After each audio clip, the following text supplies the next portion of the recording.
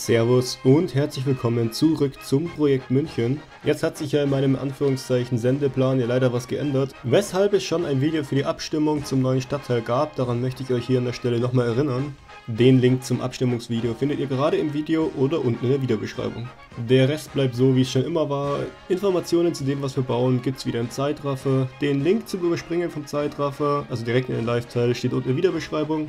Je nachdem, wie ihr das Video findet, lasst mir eine Bewertung da. Wenn ihr mehr sehen wollt, dann abonniert den Kanal, kostet nichts. Und da YouTube da ja speziell ist, müsst ihr auch noch diese Glocke aktivieren, wenn ihr wirklich benachrichtigt werden wollt, wenn es ein neues Video gibt. Gut, und für dieses Video geht es erstmal wieder in den Zeitraffer. Da die Zeit für Informationen in dieser Folge eher spärlich ist, gibt es nicht so viel zum Europäischen Patentamt. Es gibt in München insgesamt 3 Gebäude, und zwar das ISA-Gebäude, das ist das, was wir hier gerade bauen, das Pschorrhöfe-Gebäude und das Capitellum-Gebäude. Die anderen beiden haben wir auch schon gebaut, die stehen in der Nähe von der Hackerbrücke bzw. Donnersberger Brücke, so in der Mitte etwa. Und die sorgen dafür, dass Patente in Europa bzw. auf der Welt in Europa verwaltet werden. München ist da nicht alleine, es gibt ja noch in anderen europäischen Städten Ämter davon, wobei in München vor 30 Jahren wohl circa der Dienst begonnen hat. Wohl seit diesem Zeitpunkt ist in München an dem Haus, das wir gerade eben bauen, das ISA-Gebäude, der Hauptsitz der EPA, also des Europäischen Patentamts. Zuletzt dazu noch eine Zahl, und zwar arbeiten in München an allen 3 Dienststellen ca. 3900 Bedienstete. Genug moderner Schnickschnack und ein Sprung zurück ins Jahr 1772. Das ist nicht ganz der Anfang der Geschichte, die ich erzählen möchte. Davor hat sich dann nämlich eine Insel angestaut, mitten in München, auf der Isar, bzw. in der Isar. Durch diverse Einflüsse wurde die Insel dann immer weiter belebt, zum Beispiel wurden da Flöße entladen mit Kohle und ähnlichem, weshalb die Insel auch den Namen Kohleinsel bekommen hat. Schon damals im Mittelalter wurde auf der heute tieferen kanalisierten Seite Wasser angestaut, was dann zu diversen Problemen geführt hat. So wurde zum Beispiel die Insel immer wieder überflutet, es sind Brücken eingestürzt und ähnliches. Die Idee gab es dann 1772, auf der Insel eine Kaserne und einen Exerzierplatz zu errichten. Um es kurz zu machen, die Insel wurde dann wohl bis 1885 militärisch weiter genutzt. Dann nach dem Abzug der Soldaten wurde die Auer Duld ein Stück weiter ausgedehnt und die Insel wurde mehr zu so einem Bespaßungspunkt in der Stadt und wurde auch in die Stadtplanung mit aufgenommen. Nach diversen Hochwassern, teils auch schwerer, wurde die Insel nach dem Vorbild der Pariser Ile de la Cité, also ähnlich, ausgebaut. 1903 gab es dann das erste Mal eine Idee, ein nationales technisches Museum aufzubauen. Das Land wurde dann für das Projekt hergeschenkt und ab 1906 wurde dann das Museum Deutsches Museum von Meisterwerken der Naturwissenschaft und Technik, geplant durch den Architekten Gabriel von Seidel, angefangen zu bauen. Jetzt kann man sich sicher denken, so eine Zeit für so ein Projekt ist eine äußerst dämliche Wahl, weil 1914 bis 1918 ja der Erste Weltkrieg war und deswegen zog sich der Bau bis ins Jahr 1925 hin. Am 7. Mai 1925 wurde dann das Museum eröffnet. 1944 wurde das Museum dann wieder geschlossen, weil 80% der Bausubstanz durch Bombentreffer zerstört wurden. Provisorisch wieder eröffnet wurde es dann am 25. Oktober 1947. Bis zum Beginn des Normalbetriebs in großen Anführungszeichen hat es bis etwa 1970 gedauert. Seitdem gibt es da für meinen Geschmack relativ interessante Ausstellungen. Es sind dann noch mehrere Außenstellen dazugekommen, zum Beispiel 1992 die Flugwerft in Schleißheim, da ist quasi die Flugzeugabteilung, 95 das Deutsche Museum in Bonn und 2003 ist noch das Verkehrszentrum auf der Münchner Theresienhöhe dazugekommen, das befindet sich quasi hinter der Bavaria, den Teil haben wir auch schon gebaut. Dazu gibt es vielleicht in der Zukunft nochmal mehr, zu dem Teil Schleißheimer Flughafen kommen wir vielleicht auch noch.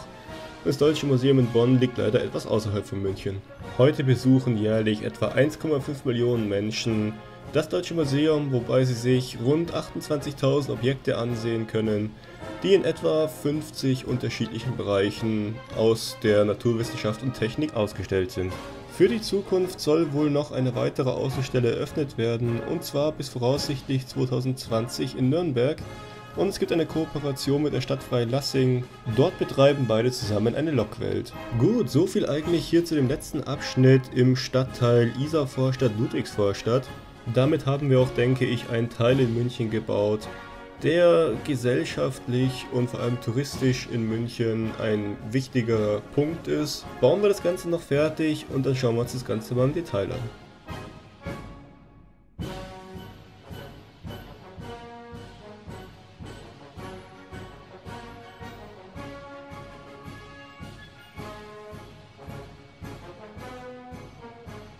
So, ich würde sagen, wir schauen uns das Ganze hier mal jetzt im Live-Teil an, auch für die, die den Zeitraffer übersprungen haben. Das hier ist das Deutsche Museum und beziehungsweise ein Teil des Deutschen Museums. Es gibt ja insgesamt 3 Stellen in München, ich hoffe, ich lüge jetzt nicht. Das hier ist die Hauptstelle des Deutschen Museums, das haben wir diese Folge gebaut. Ich finde, das ist eigentlich ganz gut getroffen worden. Wir haben hier einen einzigen Teil, der mir nicht so gut gefällt. Da finden wir vielleicht noch ein besseres Haus dafür. Hier ist der Innenhof von dem Ganzen. Hier ist dann der Eingang ins Deutsche Museum. Hier sind dann so Schiffe und ähnliches. Und in den Gebäuden außenrum sind diverse Sachen verteilt. Hier ist eigentlich noch so ein ziemlich großes Thermometer dran. Der Turm ist eigentlich abgeflacht, aber da müssen wir mal gucken. Vielleicht gibt es dafür auch irgendwie Assets. Hier drin sind dann, glaube ich, noch Flugzeuge und so Teile. Also so ein paar Überbleibsel, die wurden ja ausgelagert. Und hier raus ist auch so ein Schiff. Ich glaube, wenn ich mich nicht ganz täusche, dass es sogar ein Rettungsschiff ist. Aber genauere Informationen habe ich dazu jetzt gerade nicht rausgesucht. Gut, hier geht es dann weiter. Hier auf der Seite geht der Kanal der Isar. Auf der Seite hier ist die normale Isar, die ein bisschen flacher ist. Müssen wir mal gucken, wie genau wir das hinkriegen. Aber da kümmere ich mich erst drum, wenn wir auf der Seite das Ufer haben. Damit wir hier auch wissen, was wir denn überhaupt machen müssen. Da hängt es halt auch davon ab, wie abgestimmt wird für den neuen Stadtteil. Gut, was wir die Folge noch gebaut haben, ist das Europäische Patentamt hier. Da fehlt hier unten nur so ein kleiner Haken in dem Haus. Das habe ich jetzt erstmal bewusst weggelassen, da es zum Erkennungswert eigentlich ausreicht, dass die Gebäude so da stehen. Ich denke mal, wenn man es mit Google Maps vergleicht, sollte man ungefähr sehen, was da los ist. Das Haus hier unten, das verschwindet sowieso unter dem begrünten Dach, das heißt, man wird es eigentlich kaum sehen. Das hier gehört da auch noch dazu, soweit ich weiß. Ansonsten haben wir diesen Stadtteil, nämlich die Ludwigsvorstadt, Isarvorstadt, soweit eigentlich fertig gebaut. Ein paar kleinere Anpassungen gibt es natürlich immer. Zum Beispiel die Parks hier, die können wir nochmal aktualisieren, wenn wir bessere Assets haben. Wir können diverse Sachen noch ausbessern, je nachdem, wie es halt gerade so um die Modlage steht und was es denn so alles gibt auf dem Markt. Ansonsten nochmal kurz, hier ist ein Teil vom Deutschen Museum, das ist der hier. Und der andere Teil vom Deutschen Museum steht eigentlich hier. Statt den Häusern stehen hier eigentlich hier ein großes Haus. Da steht ein großes Haus und hier ist ein Platz davor. Mit so einem Kongresszentrum oder so ähnlich, heißt es, glaube ich. Müsste dann ungefähr hier stehen. Da müssen wir auch mal gucken, da habe ich schon mal angefangen. Wer die Facebook-Seite verfolgt, der hat es bestimmt schon mal gesehen, dass ich da mal angefangen hatte, ein Asset für zu bauen, aber dann irgendwie an der Technik gescheitert bin. So wie das hier zum Beispiel, das ist auch eins von mir. Das habe ich selber gebaut, das findet ihr im Workshop.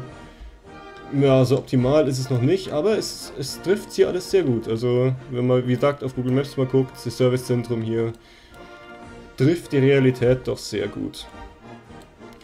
So, nochmal die Stadt hier angucken. Wir haben jetzt soweit hier alles fertig. Die großen Punkte, die wir hier hatten, war eigentlich hier das Deutsche Museum, finde ich persönlich. Eine der wichtigen Punkte. Der Schlachthof hier ist so das Beste geworden, würde ich fast behaupten. Einfach am detailliertesten und am schönsten eigentlich.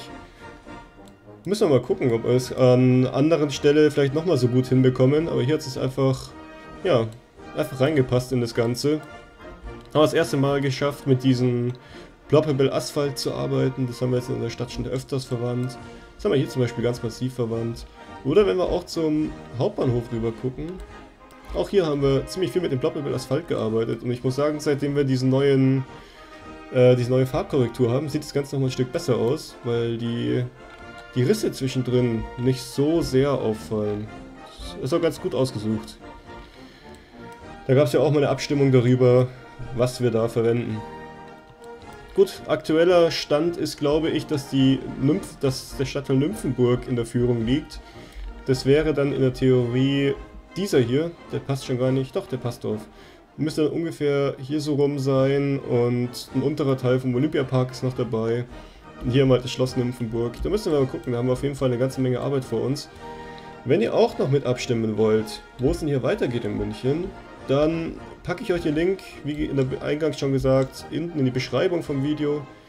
Und am Anfang des Videos, da steht das Video auch, also das Abstimmungsvideo, eigentlich nochmal mitten auf dem Bildschirm. Gut, auf jeden Fall bis zum Sonntag noch offen die Abstimmung. Das müsste also, wenn das Video hier wie geplant am Freitag rauskommt, müsste das übermorgen sein, um 19 Uhr, wo wir dann mit dem Livestream anfangen, den neuen Stadtteil zu bauen, je nachdem, was es halt wird. Und dann können wir uns auch nochmal, wenn ihr irgendwas Besonderes sehen wollt, können wir uns auch noch mit den Stadtteil hier natürlich auch noch noch mal ein bisschen angucken hier. Gut. Bis zum Sonntag lasse ich das Ganze hier jetzt erstmal so stehen. Außer vielleicht noch ein paar Anpassungen. Da muss ich mal gucken, was die Zeit so hergibt, wie das Ganze klappt. Ansonsten hoffe ich, dass ich euch am Sonntag um 19 Uhr im Livestream sehe. Bis dahin wünsche ich euch eine schöne Zeit. Servus und bis dahin.